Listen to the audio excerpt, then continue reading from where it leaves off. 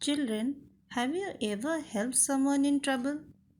Do we expect a reward or praise for helping a person in need? We shouldn't. You know, children, every good deeds are rewarded. Now, let's move ahead with our topic, The Naga Dragon's Lair, written by Madhu Guru. This story is extracted from her book Burmese Folktales that she had written when she lived in Myanmar.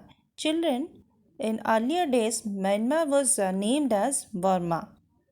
This story is about a young man who decides to save the queen of the land who has been kidnapped by a dragon. The young boy's name was Mongtukata, who lived with his old blind mother in the hills of Palong in Myanmar. Mongtukata was a kind hearted and courageous man who believed in helping others. They were very poor and made a living by growing tea. One day, the queen of Palong was kidnapped by a dragon. The whole land was plunged in grief. Then, after, the king issued a decree that anyone who rescued his queen and brought her safe would be made the crown prince of the land.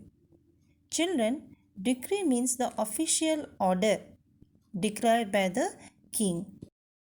When Mongtukata heard about this, he wanted to save the queen and he revealed his wish to save the queen in front of his mother.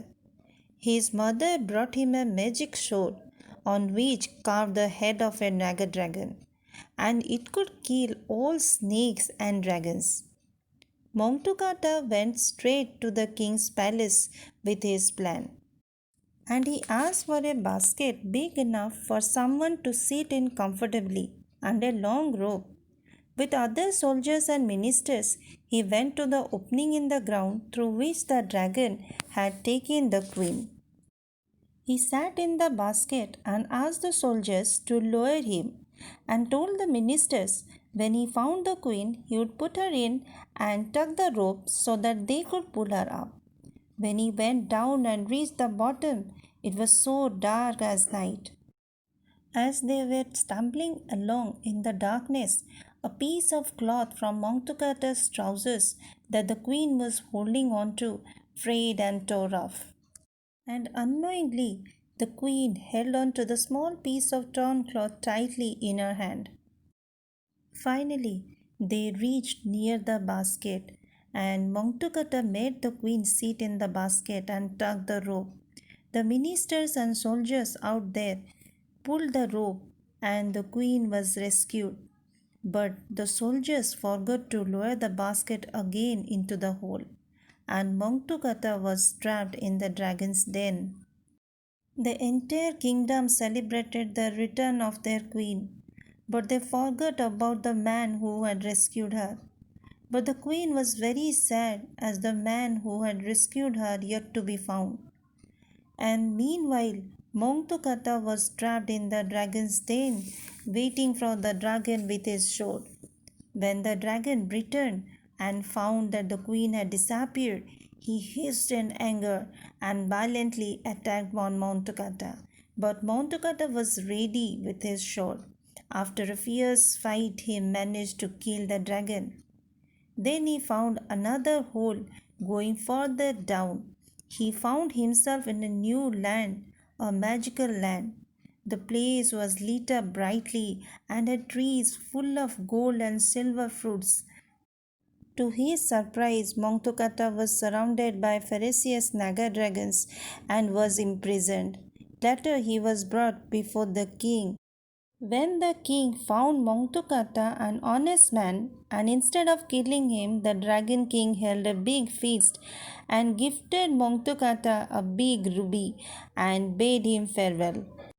Meanwhile, the queen was upset in the palace, and she told the king about the torn piece of cloth she had, which belonged to the rescuer. The king held a big festival at the palace for 7 days and invited all the young men of the kingdom. Then they could easily find out the man by matching the piece of cloth with his trousers. and the king instructed his guards to bring all men, especially anyone wearing torn shan pants. 6 days passed, and on the seventh day, Mongtukata returned from the Naga dragons and came to the palace. The guards immediately took the man to the queen, and the piece of cloth matched with Mongtukata's trousers perfectly. The queen and the king became very happy and crowned Mongtukata as their heir. And then after, both Mongtukata and his mother lived happily in the palace. So children, every good effort never goes in vain.